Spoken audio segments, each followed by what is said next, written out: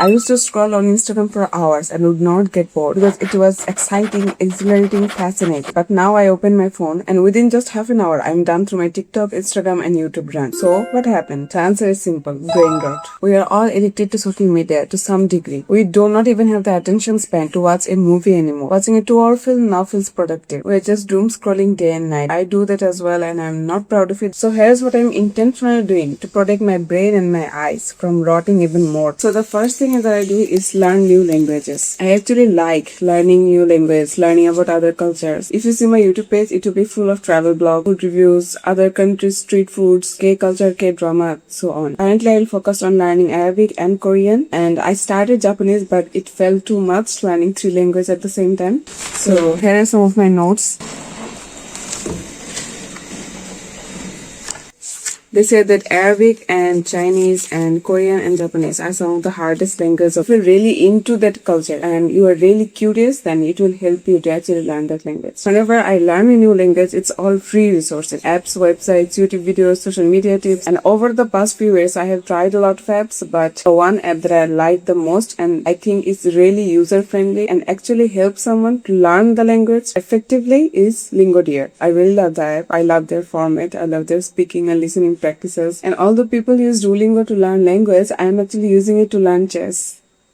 Whimsy. Also learning Arabic, but I have a long way to go because it is the hardest language in the world. I remember watching a TED animation which highlights the importance of having a bilingual brain. And I actually think it makes you cooler if you know more than 2 or 3 languages. I mean, I'm already multilingual because I know Bangla, English, Hindi or Urdu, but I'm trying to learn even more. The next thing you can do, and it's also better for a career, is learning new skills. For me personally, right now I am locked in on improving my editing and design skills. I actually get most of my inspiration from Pinterest, Instagram and YouTube. My main focus right now is improving my editing. I can use this for my content so that you guys can enjoy better videos and hopefully you can learn valuable things from my storytelling, editing, content, videos. So I found some resources for you that you can use. You can follow the official Canva account on Instagram and YouTube. They share tutorials and how to guide resources. Like I found how to make this edit. We'll be trying to make this edit. Also you can follow other creators. But the main thing for me is that you have to try yourself. You have to get your hands dirty. There is no better way to learn something or to master a skill than to actually try it for years, practicing it for years and iterating it as you go. In the realm of editing, there are some other skills as well, like learning thumbnail design, carousel design, learning how to deliver a story in a better way. One small but useful tip for you is that instead of just playing YouTube videos on the background and doing other tasks, sit down and look at how a successful YouTuber or a creator is doing their intro, outro, doing their cuts and edits. I use CapCut for all my edits, both long form and short form. If you are broke like me, then you don't have to use pro or premium version of anything. The free version is a lot. Storytelling is the new currency. It's how brands build their reputation. Creators build a following because it's not just about followers or fans anymore. It's about community, and a good edit, or more especially a meaningful edit, meaningful story goes a long way. So these are all the things that I am currently working on to actually improve my brain instead of rotting my brain.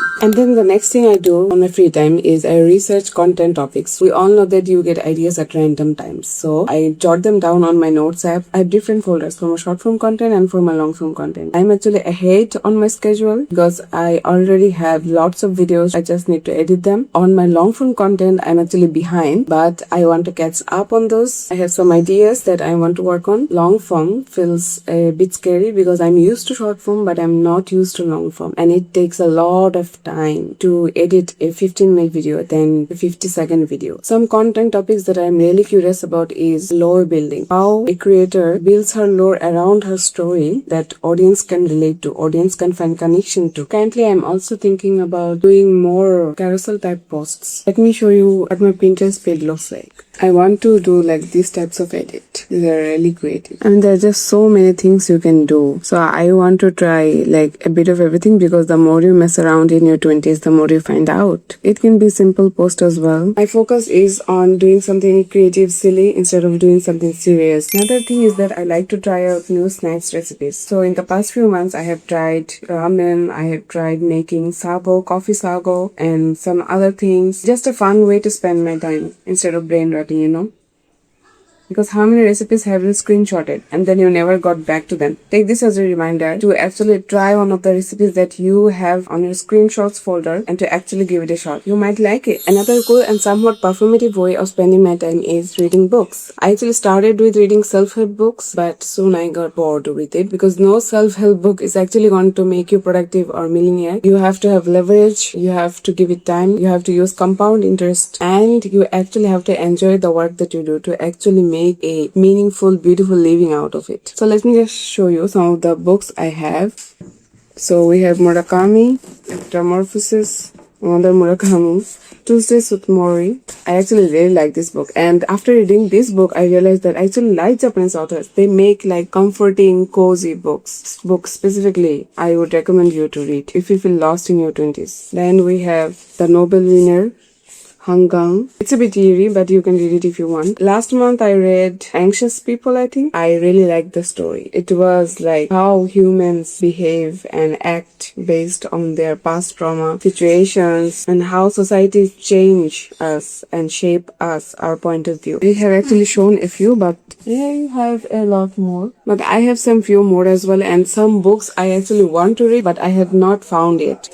This is like the thickest book I have read. I actually don't like war and politics, but somehow this story got me. So you know it's a good book when a non-fan becomes a fan. Another very wholesome way of spending your time is make plans with your friends. I am an introvert. I don't go out as much. When I will graduate, I will not meet those friends ever again. So sometimes I go out, I have street foods, I explore a new city, I explore a new cafe with my friends. Sometimes we go to a shopping center. Sometimes we just browse, we just sit down, enjoy a cold coffee and just talk, because it's not really about spending time or spending money. It's about having connection and sharing stories and building deeper friendship with your closed ones, with people who you can be free with, because society is just getting more individualized day by day. We are all becoming hyper individualistic beings, but society thrives when we care for each other. There is this big trend on social media on how to be a villager, because if you want that village, you have to be willing to be a villager. You have to make the effort. You have to text first. You have to call first. You have to make plans. Those things does not happen free of cost and free of effort. And lastly, I like to do some crafts. I sometimes draw.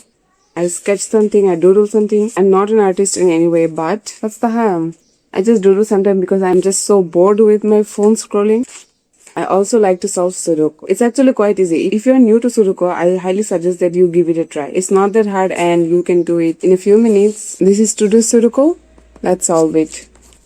This thing does not mean that I don't doom scroll. I am perfect or better than other people. No, I doom scroll quite a lot, but at least we can take small steps to better our habits, to actually scroll mindfully instead of mindlessly, and to gain something valuable instead of just gaining entertainment. So if you're also on the journey, right, you can write down some of the things that you do to combat your doom scrolling, and hopefully it can help me and other people. Keep being silly, keep being creative, and keep being whimsical.